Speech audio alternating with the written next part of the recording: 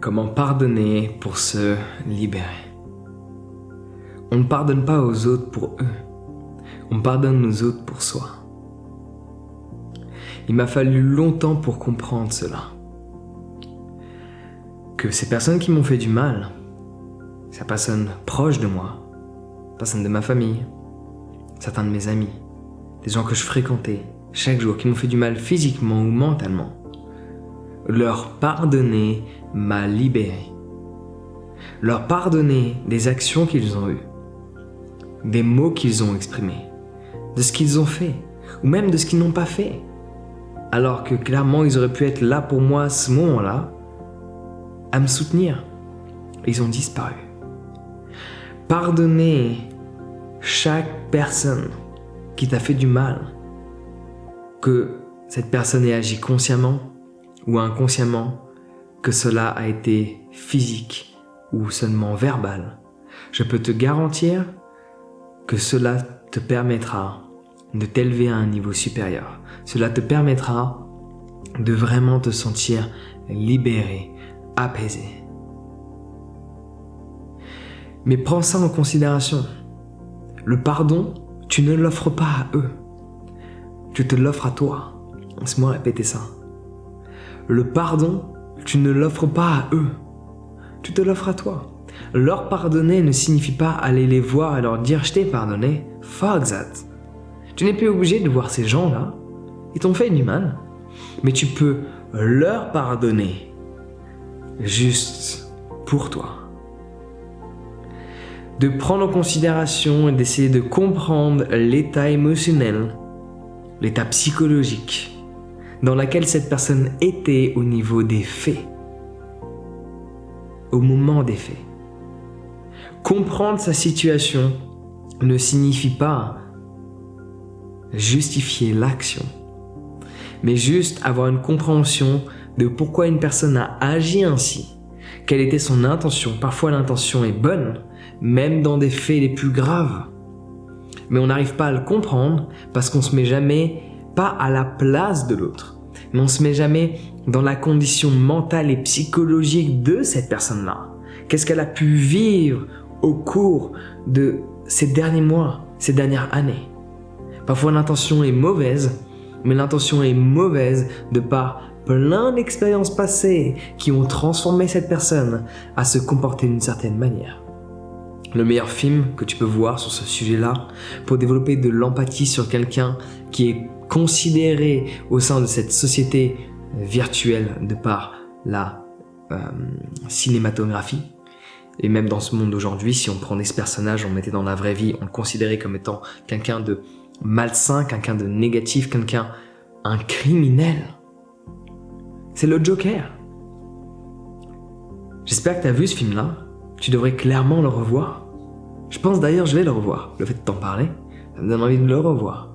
Développer de l'empathie pour quelqu'un que de base on pourrait directement rejeter, si on ne cherchait pas à comprendre le processus qui a emmené cette personne à devenir comme ça.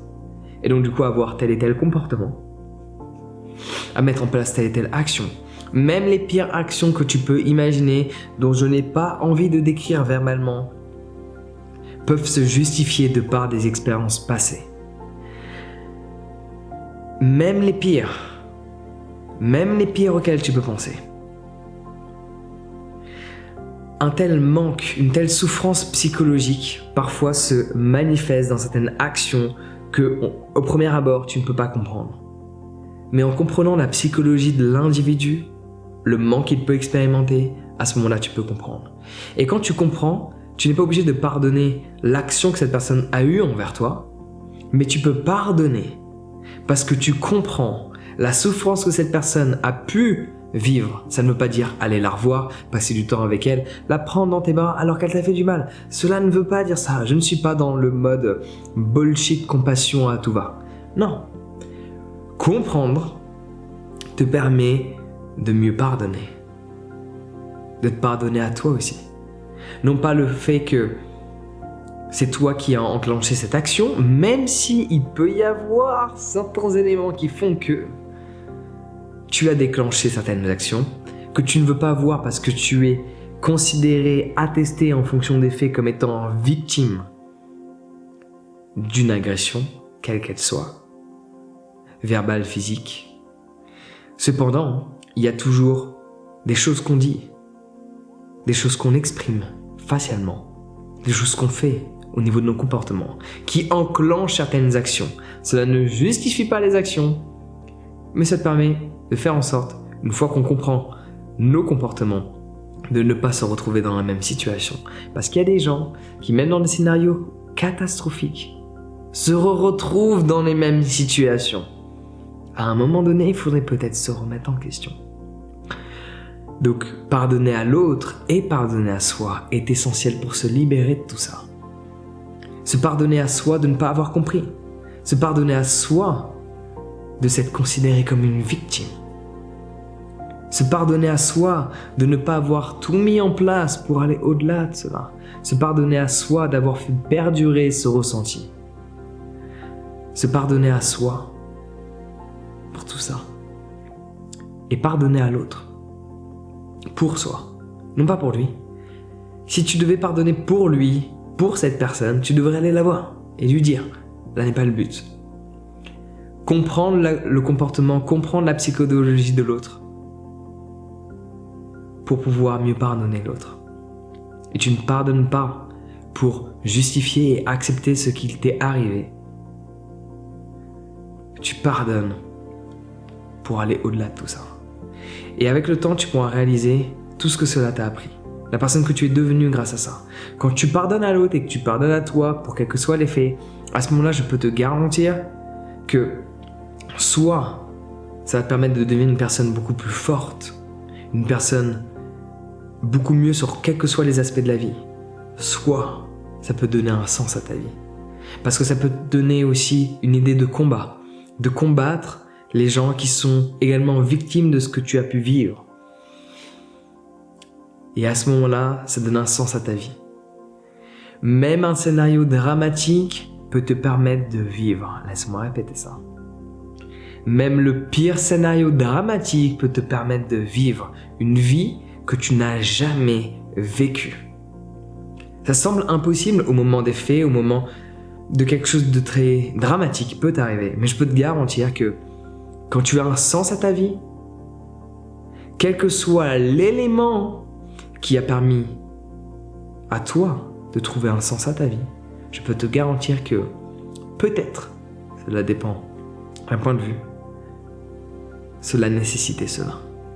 Parce que quand tu n'as, admettons, tu ne vis rien de dramatique dans ta vie, mais que tu n'as pas de sens à ta vie, tu ne vis pas vraiment une vie avec un V majuscule. La minuscule sera toujours présente. Mais quand tu as un sens à ta vie, même si cela est basé sur un événement dramatique, le reste de temps qui te reste à vivre, tu vas pouvoir le vivre avec un V et une majuscule. Donc si tu as du mal à te pardonner, c'est peut-être parce qu'il y a un manque d'estime de toi. Il faudrait peut-être travailler sur ça. Donc je te recommande de t'inscrire à ma formation sur la confiance et l'estime de toi, qui va te permettre de passer au-delà de tout ça. Le lien est dans la description, tu peux t'y inscrire dès à présent. Sur ce, prends soin de toi et passe une excellente journée.